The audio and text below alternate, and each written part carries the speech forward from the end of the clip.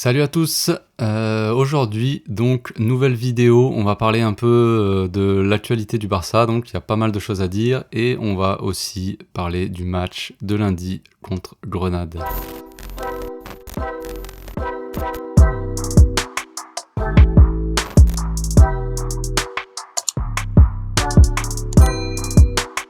Donc il y a pas mal de bonnes nouvelles quand même dans l'actualité. On va parler donc du retour d'Ansu Fati. Normalement il devrait revenir le 26, donc le week-end prochain contre Levante.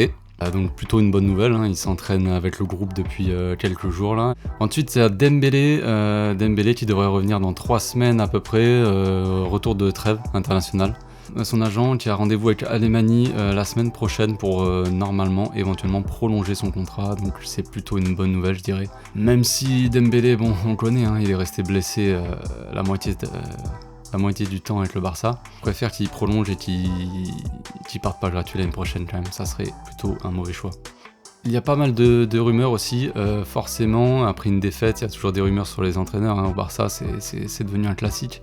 En ce moment, on parle de pas mal de noms pour remplacer Koeman.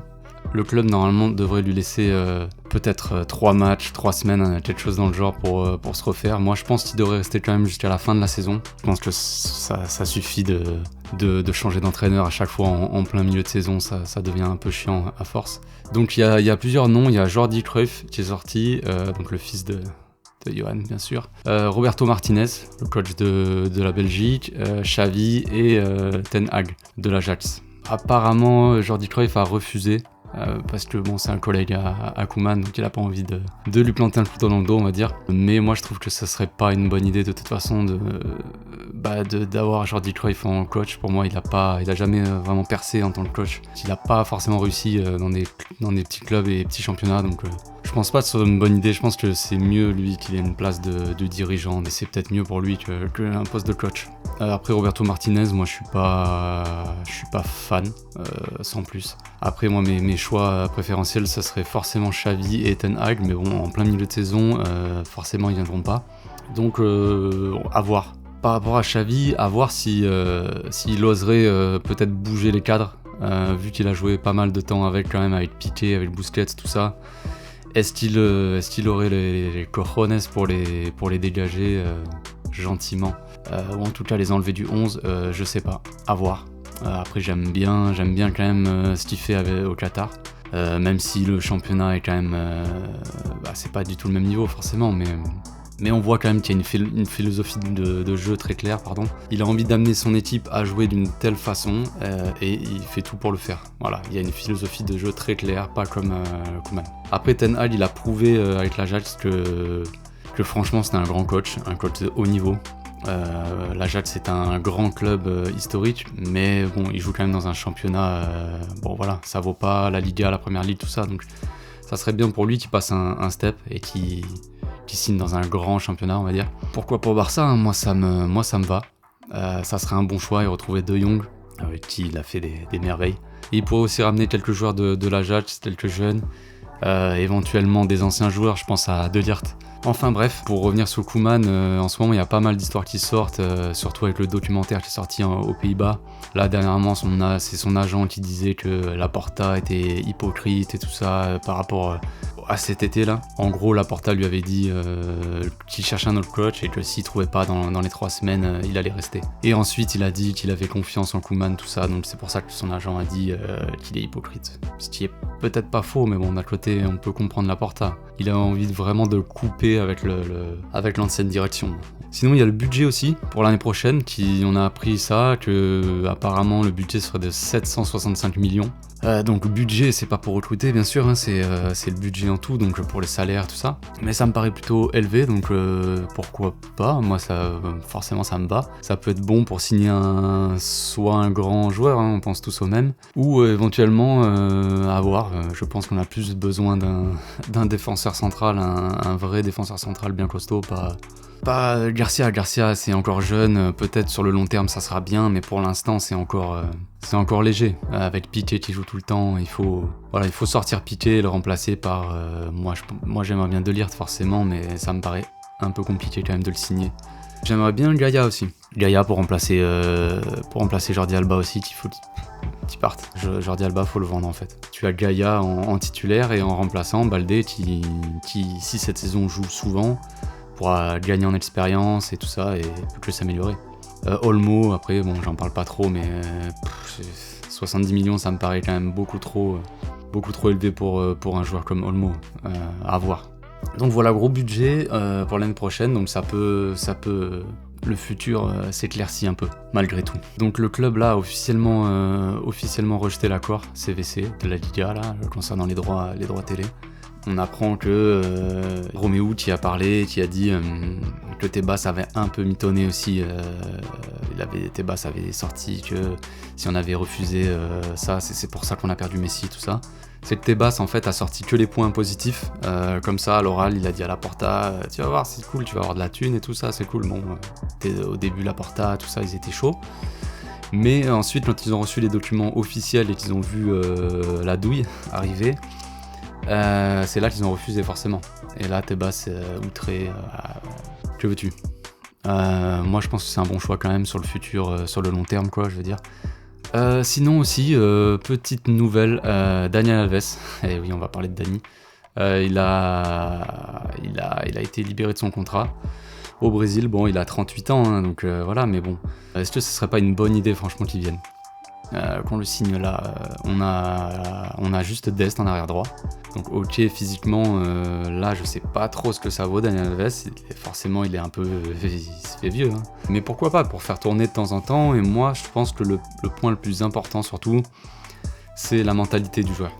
Il a tout gagné, c'est l'un des joueurs, voire le joueur peut-être qui a le plus de trophées je crois. Il a une mentalité de vainqueur, de champion, il connaît déjà le club, et donc il connaît déjà pas mal de joueurs.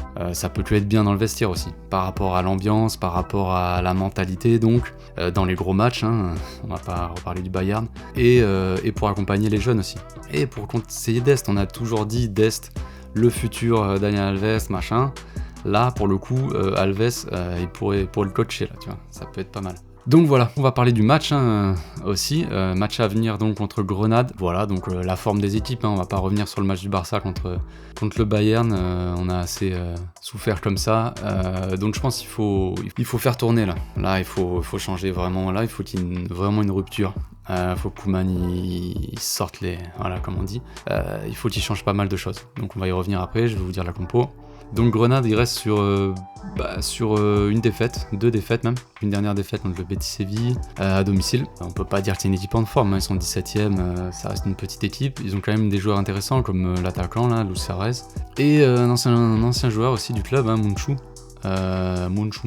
qui apparemment se débrouille pas mal. Après j'ai pas vu les matchs de Grenade forcément, pas regarder ça, mais il se débrouille plutôt bien apparemment. Il n'y a pas énormément de danger, je veux dire, on va pas parler 3 heures de Grenade, mais bon, normalement ça devrait pas être très compliqué, donc voilà, Grenade reste sur, donc, comme je vous ai dit, 2 défaites et 2 matchs nuls pour commencer, donc pas une seule victoire. Nous en Liga, on va parler que de la Liga, on reste quand même sur des matchs corrects, on va dire, pas ouf dans le jeu, mais justement, je vais venir après, on va falloir changer des choses. Donc Grenade, eux, concernant leur force, ils ont pas grand chose, ils attaquent principalement sur la droite je crois, donc sur les ailes ils tentent pas mal de frappes de loin, mais bon, ils arrivent pas forcément à chaque fois à concrétiser les actions, sur la plupart du temps ils font genre 9 tirs par match en moyenne, un truc comme ça. Enfin, ils ont marqué 2 buts depuis le début 2 buts dans 4 matchs, donc c'est pas dingue.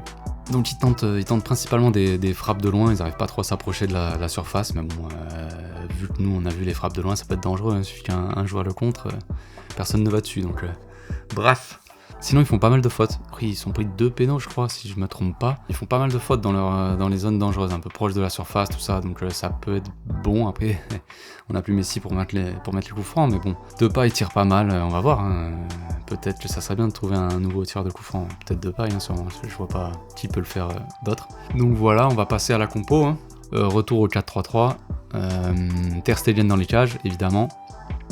Pour moi, il a pas fait un mauvais match contre le Bayern, Ter Stegen. Il y en a qui ont sorti que oui, j'ai son nom marre, Ter Stegen, depuis 3 ans, il est... frère. Ter Stegen, s'il avait pas une défense en carton, ça serait ça serait peut-être un peu mieux, quoi. Dest à droite, donc le retour. Dans l'axe, Araujo qui a fait quand même, qui a été le meilleur contre le Bayern. Et Mingueza, je veux pas avoir piqué forcément. Et Garcia, sur le banc, hein, ça fera pas de mal. Donc à gauche, Alba est blessé, donc tant mieux, hein, enfin tant mieux, désolé pour lui, hein, mais comme ça nous laissera l'occasion de voir Baldé sur un match complet, ça serait pas mal. Ça serait pas mal de voir un peu ce qu'il peut faire. Moi je pense que ça peut être très très bien, très lourd même. Vu ce qu'il a montré quand il est rentré, on va avoir un vrai arrière latéral qui sait tout faire, on va dire. Même si bon, c'est pas encore gros niveau défense, je sais pas ce que ça donne, mais offensivement, il a pas peur, quoi. Donc 4-3-3 avec un double pivot, ouais. Double pivot, De Jong, Nico Gonzalez. Pareil, je veux pas voir Busquets, on va le faire reposer le papy. De toute façon, il était cramé au bout de 15 minutes, donc voilà. Désolé pour Busquets, moi j'ai pas envie d'insulter les légendes, les mecs comme ça, mais si t'as pas le niveau, tu joues pas, c'est tout, c'est comme ça. C'est ce que Coman avait dit avant d'arriver au Barça, mais bon, bref. Donc De Jong et Nico Gonzalez en double pivot. Et en numéro 10, le petit Coutinho là, de retour, il avait l'air pimpant quand il est rentré, il était chaud. Moi je le mets en numéro 10, je le mets pas sur l'aile, pour moi c'est pas un ailier. Pour moi numéro 10 c'est parfait pour lui. Il peut, il dirige le jeu, là il n'y a plus Messi. Avant il y avait une petite gêne peut-être avec Messi, il y avait trop de joueurs d'axe, vous avez bien vu. Messi qui rentrait dans l'axe, qui gérait un peu le jeu, il y avait Coutinho pendant un moment, il y avait Griezmann, trop de meneurs de jeu on va dire. Donc là Coutinho en seul meneur de jeu, numéro 10, il peut te lancer les mecs sur les ailes, je pense bien sûr à Depay évidemment, côté gauche. Et dans l'axe de Jong, Luc, de toute façon il n'y a pas grand choix, hein. Mais donc voilà, Coutinho il pourra combiner avec Luc de Jong qui pourra lui faire peut-être des remises, on connaît la frappe de loin de Coutinho. Et il pourra lancer sur les ailes donc Depay, et de l'autre côté Youssouf, Demir évidemment. Moi je testerai Demir, de toute façon c'est Grenade en face, hein, donc pourquoi avoir peur franchement. On peut pas faire pire que ce qu'on a fait contre le Bayern, et même le jeu qu'on a proposé contre Getafe et tout ça, l'Athletic Bilbao en début de saison là, on peut pas faire pire que ça, donc c'est autant amener un peu de folie, un peu de dribble. Demir il est rentré, il a amené un peu de vitesse, un peu de dribble, tout ça. Il a essayé de combiner avec Coutinho, il a combiné avec Baldé, il rentrait vachement dans l'axe, mais ça peut que être bien. Il peut combiner avec Dest. De Jong donc en double pivot, qui pourra, de toute façon, De Jong, on connaît l'activité qu'il a, hein. C'est un peu notre joueur box to box, il peut courir partout, le gars est inépuisable.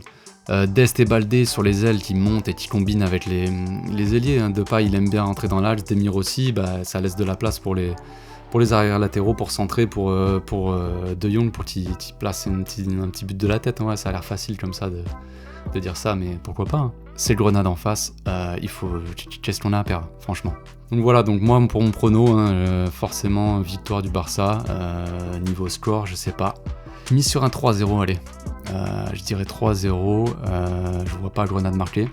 Et moi je dirais but de Depay, but de Coutinho et but de Luc de Jong, allez je m'enflamme. Ou Frenkie, allez, un de Jong, comme ça j'ai une chance sur 2.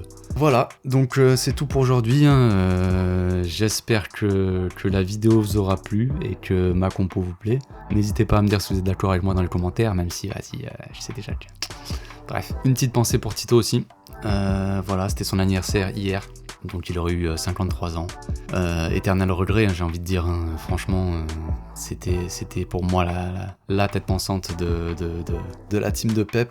Voilà, il a prouvé sur une saison qu'il pouvait proposer un jeu voilà, qu'on ne reverra plus. Après bon, il y avait les joueurs, voilà, mais un grand regret on va dire. Mais voilà, donc on finit sur une petite note triste, mais on espère que le club va se relever, hein. Je pense qu'il n'y a pas de raison. L'avenir s'éclaircit les gars, l'avenir s'éclaircit.